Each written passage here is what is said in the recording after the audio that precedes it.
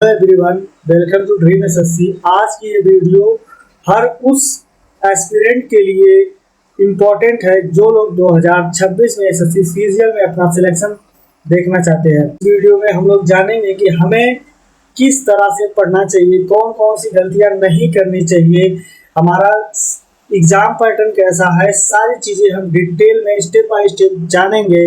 और अगर आप लोग एसएससी सीजीएल का फॉर्म अभी तक नहीं भरे हैं तो वैकेंसी आए हुए काफ़ी दिन हो गया है और आप लोग जितना जल्दी हो सके अपना फॉर्म फिलअप कर दीजिए, क्योंकि जब डेट ख़त्म होने वाली होगी तो सर्वर नहीं चलेगा तो आपको बहुत सारी परेशानी हो सकती है। इससे पहले आप लोग अपना फॉर्म भर दीजिए ताकि आपको कोई भी कठिनाइयाँ फेस ना करना पड़े। तो आज की इस वीडियो में हम आप लोग को बताने जा रहे हैं कि एसएससी सीजीएल में तैयारी कैसे करनी है, क्या क्या हमारा पूरा रोड मैप होगा। तो उसके लिए हम देखेंगे, बहुत सारे जो नए स्टूडेंट होते हैं उनके दिमाग में आता है कि तैयारी की शुरुआत हम कहाँ से करें। तो आज इस वीडियो में ये सब चीज़ें हम आपको डिटेल में बताएंगे।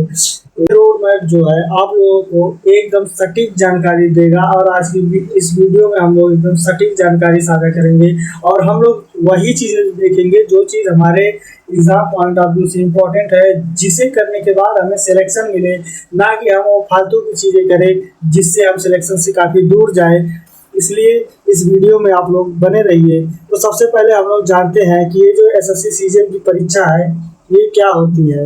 एसएससी सीजीएल की परीक्षा हम जो होती है ये एक सरकारी नौकरी का बड़ा मौका है और ये भारत की बहुत ही प्रतिष्ठित परीक्षाओं में से एक परीक्षा होती है, जिसके अंदर बहुत ही शानदार और बड़े सरकारी पद होते हैं, जैसे income tax inspector, CBI sub inspector, auditor और असिस्टेंट।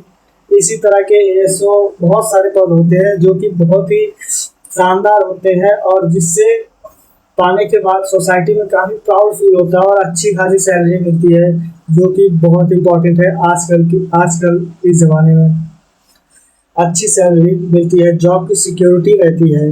तो हम इस परीक्षा का जो पैटर्न है इसको हम समझते हैं। जो हमारी एसएससी सीजीएल जो होता है ये दो टाइप का इसमें एग्जाम होता है। एक एग्जाम होता है इसमें प्री और एक एग्जाम होता है मेंस, जिसको हम टायर 1 और टायर 2 के नाम से भी जानते हैं।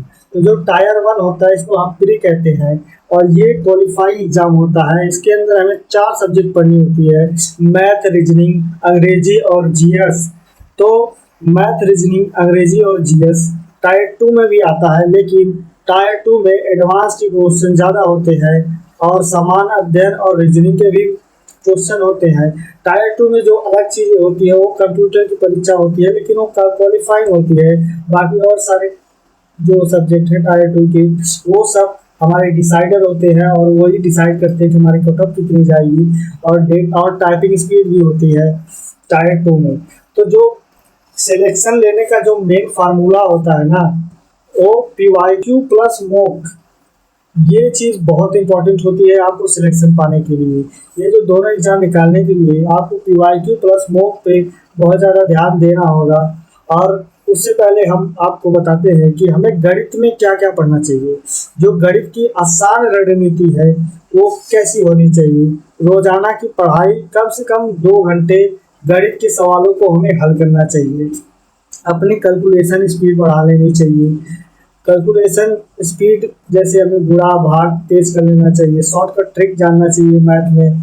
पहाड़ा यानी कि टेबल हमें याद करना चाहिए और क्यूब भी याद कर लेना चाहिए, स्क्वायर क्यूब, जो कि हमें कैलकुलेशन में काफ़ी मदद करता है। और कॉन्सेप्ट तो बहुत ही इम्पोर्टेंट है। कॉन्सेप्ट अगर आप लोग बिल्कुल नए हैं, बिगिनर हैं मैथ में, तो सबसे पहले आप लोग कॉन्सेप्ट को तैयार करेंगे। उसके बाद आपका जब कॉन्सेप्ट तैयार हो जाएगा तो आप शॉर्टकट ट्रिक देखेंगे कि कहाँ पे डिविजिबिलिटी लग रहा है, कहाँ पे यूनिट डिजिट लग रहा है, डिजिटल सम कहाँ पे लग रहा है। ये सब भी चीज़ें आपको सीखनी पड़ेगी, क्योंकि इस बार एसएससी सीजीएल में बहुत बड़ा बदलाव हुआ है, जो कि हमारा सेक्शनल कट ऑफ लग गया है। 15 मिनट में आपको 25 क्वेश्चन करने होंगे, इसलिए आपको स्मार्ट ट्रिक, स्मार्ट अप्रोच जानना बहुत ही जरूरी है। ठीक है। और गणित में आपको प्रैक्टिस बहुत ज़्यादा करनी होगी, क्योंकि मेन चीज़ हमारी प्रैक्टिस है। अगर आप प्रैक्टिस करेंगे गणित में तभी आपकी स्पीड बढ़ेगी। जब आपकी स्पीड बढ़ेगी तभी आप 15 मिनट में 25 क्वेश्चन कर पाएंगे।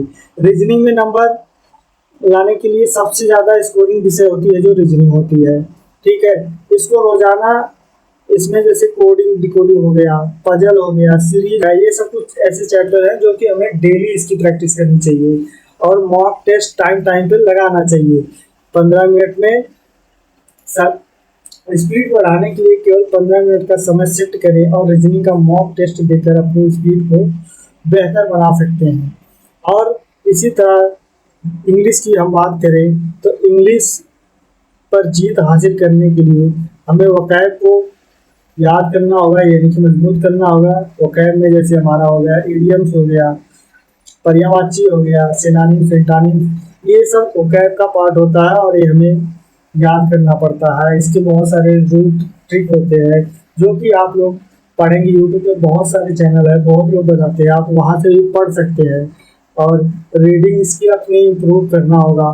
तो रीडिंग स्किल इम्प्रूव करने के लिए आप अखबार, न्यूज़पेपर वगैरह जो इंग्लिश का आता है आप पढ़ सकते हैं, बुक पढ़ सकते हैं। इससे आपकी रीडिंग स्किल अच्छी होगी। इससे जैसे रीडिंग कॉम्प्रिहेंशन, ये सब आपके लिए काफ़ी हेल्प मिलेगा अगर आपकी रीडिंग स्किल अच्छी होगी तो।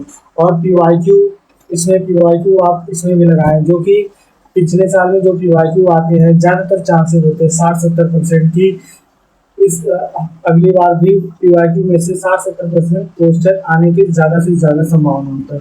इसलिए पीवाईक्यू आपको हर सब्जेक्ट का लगाइए। और रही बात सामान्य अध्ययन की, यानी कि जीके की, जीके जीएस, जीके जीएस में जो मेन विषय है, हिस्ट्री है, पॉलिटी है, जियोग्राफी है, इन सब से ज़्यादा क्वेश्चन आता है। और करंट अफेयर 6 से 8 महीने तक का। ठीक है, तो हिस्ट्री में इन सब चीज़ों पे ज़्यादा ध्यान देना पड़ता है। अगर आपको सिलेक्शन लेना है तो कम से कम 6 घंटा तो देना ही पड़ेगा मिनिमम। मैक्सिमम आप चाहे जितना दे सकते हैं, वो आपके ऊपर है। आप जितना देंगे आप आपके लिए उतना ही बेनिफिशियल होगा। आप उतने लोगों से कंपटीशन में आगे जाएंगे। ठीक है, रोजाना पढ़ाई का संकल्प करिए और कंसिस्टेंसी मेंटेन करिए। अगर आपकी कंसिस्टेंसी मेंटेन रहेगी तभी आप सिलेक्शन पा पाएंगे। आप गणित में कम से कम 2 घंटे कॉन्सेप्ट सीखिए और सवाल लगाइए। रीजनिंग में कम से कम 1.5 घंटे हर चैप्टर की प्रैक्टिस करिए, चैप्टर वाइज। और अपनी स्पीड टेस्ट करिए, मॉक लगाइए, जो भी हो, सेक्शनल मॉक लगाइए, जैसे भी आपको ठीक लगे। अंग्रेजी में वोकैबुलरी याद कीजिए और ग्रामर का साथ ही साथ कॉन्सेप्ट भी सीखिए। और जो जीएस है 1.5 घंटा हिस्ट्री, पॉलिटी, करंट अफेयर, इसको आग बंद करके रट्टा मारना शुरू कर लीजिए, जो कि आपके लिए काफ़ी फायदेमंद हो सकता है। जितना ज़्यादा आप पढ़ेंगे आपके लिए फ़ायदा होगा। साथ ही साथ रिवाइज भी आप जरूर करिए। कुछ गलतियां होती है जो हमें बिल्कुल भी नहीं करनी चाहिए। ठीक है, कुछ स्टूडेंट होते हैं जो सिर्फ केवल वीडियो लेक्चर देखते हैं, दिन भर यूट्यूब पर केवल क्लासेस देखना और खुद पेन उठाकर सवालों की प्रैक्टिस ना करना सबसे बड़ी गलती होती है। आप क्या करते हैं, आप किसी भी टीचर का लेक्चर चालू कर लेते हैं, उसके बाद टीचर सब सवाल क्वेश्चन पढ़ रहा है, सवाल लगा रहा है, आप बस देख रहे हैं। इससे आप उस समय तो आपको लगेगा कि हाँ मुझे सब आ रहा है, सब मुझे मेमोराइज हो रहा है। लेकिन आप जब बाद में फोन बंद करके किसी बुक से लगाने की कोशिश करेंगे उस समय आप ऐसा देखेंगे कि आपसे नहीं होगा। क्योंकि उस समय जब टीचर बताते हैं तो वो साथ ही साथ कॉन्सेप्ट को भी बोलते जाते हैं, जिसकी वजह से आपके दिमाग में ऐसा आता है कि लगता है कि आपको आ रहा है, लेकिन एक्चुअली में नहीं आता। इसलिए आप टीचर के साथ साथ अपना प्रैक्टिस भी करिए, पेन और कॉपी लेके प्रैक्टिस करिए, ताकि आप तुरंत सवाल आप भी लगाइए, टीचर से पहले लगाने की कोशिश करिए। और मॉक टेस्ट देना बहुत ही ज़रूरी होता है। लेकिन जो होते हैं जो मॉक टेस्ट नहीं देते हैं, जिन लोगों को एक डर रहता है कि मॉक टेस्ट दूंगा कम नंबर आएगा, सब लोगों को मेरी असलियत पता चल जाएगी कि ये इतने दिन से पढ़ाई कर रहा है, इसका मॉक में कम नंबर आ रहा है, इन सब चीज़ों से आप दूर रहिए। आप अपने दिमाग में मत सोचिए कि हमें किसी को दिखाना है कि हमारा कितना नंबर आ रहा है। आप अपने लिए मॉक लगाइए जिससे आपका फायदा होगा। और मॉक आप लगातार लगाएंगे ना, 1-2 दिन का गैप करके भी लगाएंगे, आप 100% देखेंगे कि आपका नंबर इंक्रीज 1 हफ्ते 2 हफ्ते में होने लगेगा। और मॉक ना लगाना ये स्टूडेंट की सबसे बड़ी गलती होती है। पीवाईक्यू को नज़रअंदाज करना, आप पीवाईक्यू को नज़रअंदाज नहीं कर सकते। ठीक है, आपको लगता है पीवाईक्यू इजी है और आप कठिन सवालों के पीछे जाते हैं, लेकिन पीवाईक्यू जो होता है ये आपको वास्तविक क्वेश्चन के बारे में बताता है कि इस परीक्षा में किस तरह से क्वेश्चन पूछे जाते हैं। और आप पीवाईक्यू के हिसाब से अगर पढ़ाई करेंगे तो आपको बहुत सारे एग्जाम में क्वेश्चन ऐसे मिलेंगे जो आपको लगेगा कि हाँ ये क्वेश्चन मैंने देखा है। कंसिस्टेंसी की कमी जो आपके अंदर रहती है, एक दिन जोश रहेगा, आप कहीं भी कोई वीडियो देख ली यूट्यूब पे मोटिवेशनल किसी टीचर की या किसी की भी आप मोटिवेशनल वीडियो देख लिए, आपको लगेगा कि ओ भाई अब तो मुझे बनना ही है, कुछ ना कुछ करना ही है। 10-12 घंटे तक आपके अंदर जोश रहेगा, ज़्यादा से ज़्यादा 3-4 दिन हफ्ते भर रहेगा। उसके बाद फिर आप किताब से दूरी बनाने लगते हैं। ये आपकी सबसे बड़ी गलती होती है। ये जो 4 गलती होती है ना, ये 4 गलती आप लोगों को कभी नहीं करनी चाहिए, ठीक है। इन 4 गलतियों से आप लोग बचिए, ठीक है स्टूडेंट।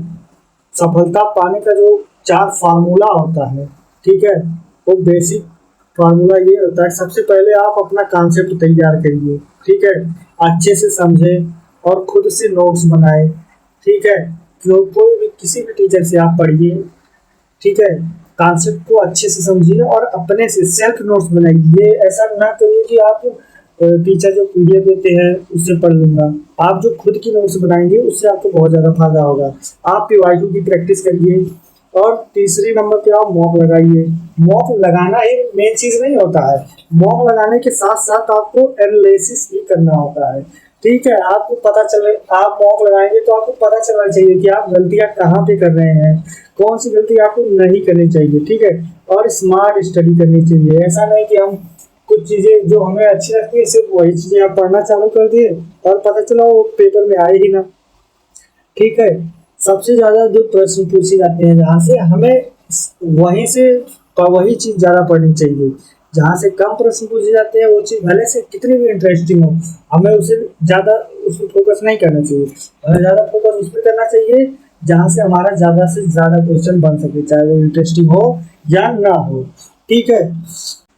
ये आप लोगों के लिए कुछ मोटिवेशनल लाइन है, इसे पढ़िए और हमारे चैनल को सब्सक्राइब करिए और बेल आइकन को भी दबा दीजिएगा।